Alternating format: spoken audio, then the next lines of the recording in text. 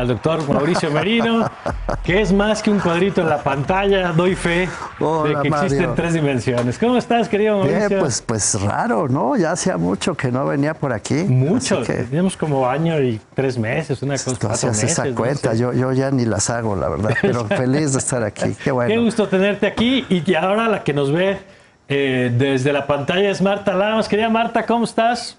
Bien, Mario, Mauricio, qué gusto, qué envidia. ¿Cómo ves al invitado de hoy? Muy bien. Espero que te quedes más días y que te podamos ver también en persona, Mauricio. Sí, Marta, por supuesto que sí. Muy bien. Bueno, pues arrancamos, si te parece, contigo, Mauricio. Traes un libro que parece muy interesante a propósito del odio. A ver, cuéntanos. Sí, fíjate que he estado explorando, a propósito de la construcción de la cultura de paz. Sí. He estado, pues eso, explorando distintas visiones y desde luego la construcción del amor, que es una literatura vastísima, es una de las referencias obligadas para hablar de paz también. Y en el camino, pues me he encontrado, no con el opuesto, porque el odio no es el opuesto del amor, pero sí es un sentimiento tan intenso como el amor, pero de naturaleza contraria a la del amor. Y entre los trabajos que me he estado revisando, me encontré La naturaleza del odio. Para Marta debe ser ¿de quién es? Más familiar, Robert Stenberg, y de su joven mujer, Karin Stenberg, que en este caso escriben juntos. Stenberg tiene esta teoría triangular del amor, es muy interesante, realmente muy interesante. Pero viene a cuento, en particular, no se asusten, no crean que voy a echar aquí un rollo sobre el amor, pero viene a cuento por la consulta que se va a realizar. La del próximo domingo, el próximo domingo. Entonces ahí me pareció interesante porque encuentro el triángulo, lo que llama Stenberg el triángulo del odio, que es, digamos, un paralelo a lo que ellos, porque también su mujer Karin está en esto desde hace mucho, son de Heidelberg, la Universidad de Heidelberg, por cierto, de la Universidad de Harvard, y bueno, con una larga trayectoria.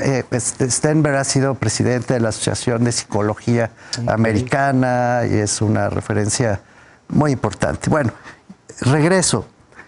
Los componentes del amor son similares a los componentes del odio, por lo menos en 3 frentes. A ver. El primero es lo que ellos llaman la intimidad, Marta.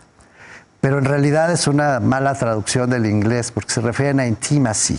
Es decir, es la idea de la cercanía, de la confianza. Déjenme decirlo en público, de lo que tenemos entre nosotros tres, por ejemplo. No hay confianza, hay afecto, hay algo que nos une, que nos facilita la relación, la amistad, el afecto, de entrada. El segundo componente es la pasión. Obviamente eros, en el caso del amor, pero la negación del eros, de la pasión sexual, del acercamiento de los cuerpos, es también traducible como fenómenos de rechazo profundo, que se pueden convertir, de hecho pasan muy rápido del eros al rechazo, al odio. De plano no tolerar la presencia física del contrario, de la persona que estás odiando, aunque antes la hayas amado. Esto es muy interesante. Y el último, que es el que quiero poner hoy sobre la mesa en particular, es lo que en inglés llamamos commitment, el compromiso, la decisión, la idea de, aparte de que tengo afecto, cercanía, simpatía o todo lo opuesto, y aparte de que hay una relación pasional por razones ideológicas, en el caso del odio, o por razones de construcción de estereotipos, esto es particularmente... Los extranjeros, el otro, el diferente. El otro, el fifí. A esto me quiero referir, al enemigo que está estereotipado, caracterizado independientemente de sus rasgos individuales. Además hay un commitment, o sea, comprométete a que vamos a amarnos, o en este caso vamos a detestarnos.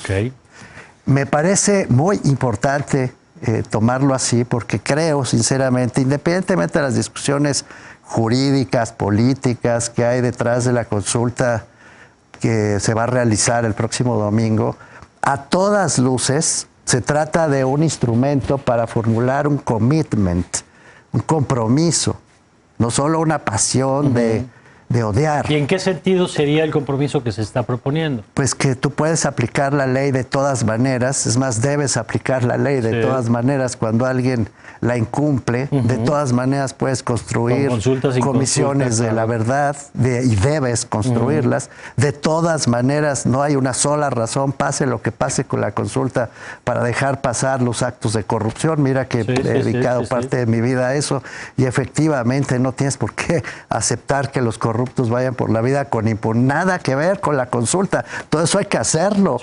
Si alguien se ha hecho barbaridad y media, bajo esta lógica. La lógica de la consulta es crear un compromiso político que tiene, ya con esto cierro, una virtud en el marco de la construcción de odio, no porque sea virtuosa, que es la lógica de la exculpación. Lo que dicen los Sternberg es: yo me exculpo inculpando a otro. Yo pensaba mientras leía este libro y esta lógica de exculpar e inculpar, yo siempre soy víctima, los demás son siempre los victimarios, yo siempre tengo una razón, los demás tienen siempre una sin razón, yo siempre soy bueno, los demás siempre son malos. Para decirlo aquí en la cámara con ustedes, pensaba yo en llamarle el síndrome del guasón, para facilitar la explicación. Me refiero a la película, en donde el guasón es, pues eso, un criminal. Pero él se presenta como la víctima. Pero toda la construcción de la película lo exculpa. Así es. Y es el conjunto de la sociedad la que resulta, con razón, inculpada. Pero al final del día, el odio se construye también sobre esa dualidad.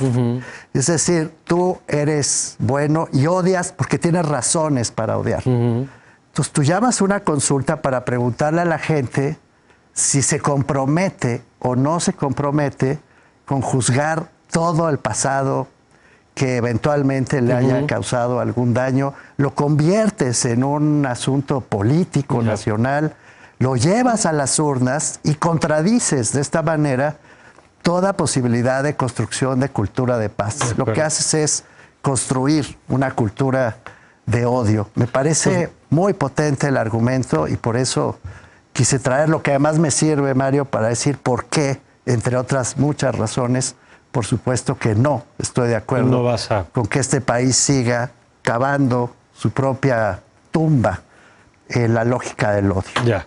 Pues un ángulo me parece interesante, como dice, más allá de lo jurídico, de la formalidad, una lectura política, digamos, de la construcción en torno a esta consulta. Y Marta, ¿tú qué nos traes? Cuéntanos.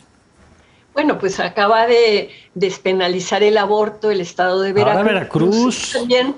Sí, ahora Veracruz. Y de la misma manera, con una mayoría de Morena y los demás partidos en contra. Y eso me recordó justo este libro, no sé si se alcanza a ver, si no, había yo pedido que me lo pusieran. Ahorita lo vamos a ver, sí. Fíjate ahí que estamos viéndolo ya.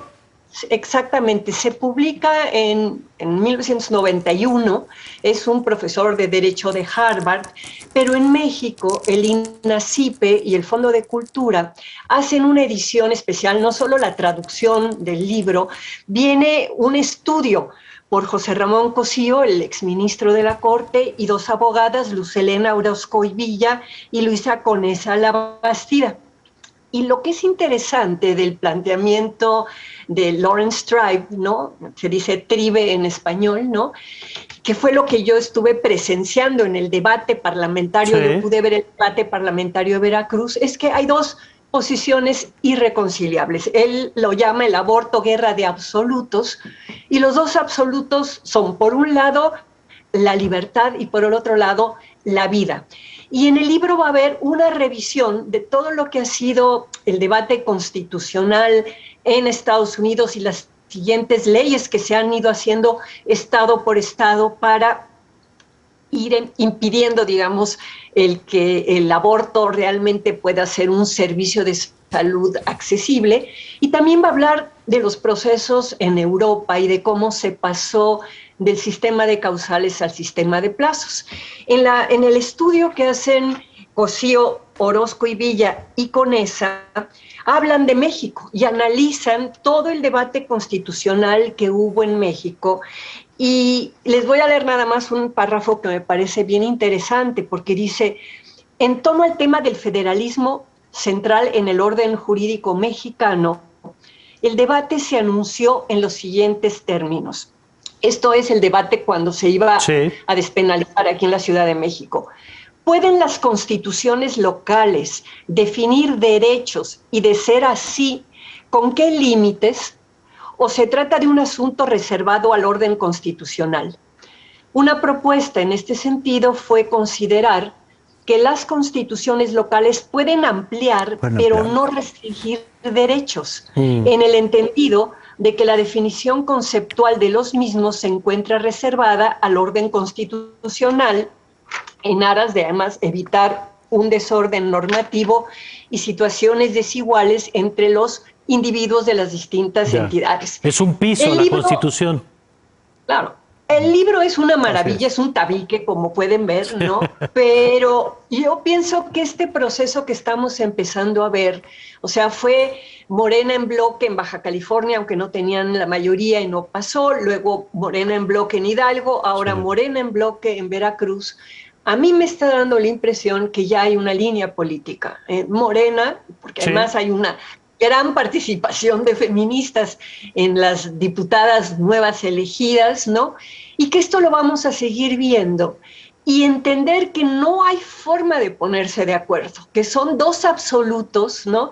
Y que solamente las sociedades en donde se ha dado una importancia a la racionalidad científica y a distinguir que una cosa es un embrión y que otra cosa es un feto, y que hay distintas etapas del desarrollo, y qué es lo que se va a considerar una persona, aunque haya vida desde el momento de la concepción, pero no hay una persona. Todo ese debate que se viene dando desde hace más de 50 años en muchísimos países, y México no va a ser la excepción, ¿verdad?, podría llevar a una aceptación. Y si no, se va a seguir el camino que se ha seguido en otras partes del mundo y que se está siguiendo aquí. Va a ser una decisión política. Se va a necesitar que un grupo político se atreva a tomar esta decisión, que ha sido una decisión que en general todos los partidos han tenido dificultades para asumir, porque saben que no hay forma de resolverlo. Entonces, pensaba yo que era bien interesante, aparte de felicitar a la diputada Mónica Robles de Veracruz, que estuvo espectacular en su presentación, ¿no? El hecho de que así nos vamos a ir yendo. Es un problema complejísimo de concepciones éticas sobre la vida y sobre la libertad, y lo tienes que resolver políticamente con quienes tienen las mayorías y ponen, digamos, eso en la mesa, en la agenda de discusión. Muy bien, pues gracias, querida Marta, como siempre. Bueno, Mauricio, besos, a ver si te quedas. Te ves estupendamente bien en esa pantalla gigantesca, Marta, por cierto. Sí, estupenda. Oye, qué bueno. Muy bien, gracias, Mauricio, qué gusto verte. Gracias, Mario. Qué gusto. Gracias, Marta, gracias, Mauricio. Nosotros vamos a una pausa. Regresamos con Rafael Cardona y el análisis de lo que ha pasado en estos días. El tema del INE, el tema de la consulta, que ya le puso aquí una banderilla al tema Mauricio Merino. Vamos a regresar con ese tema también. Ya volvemos.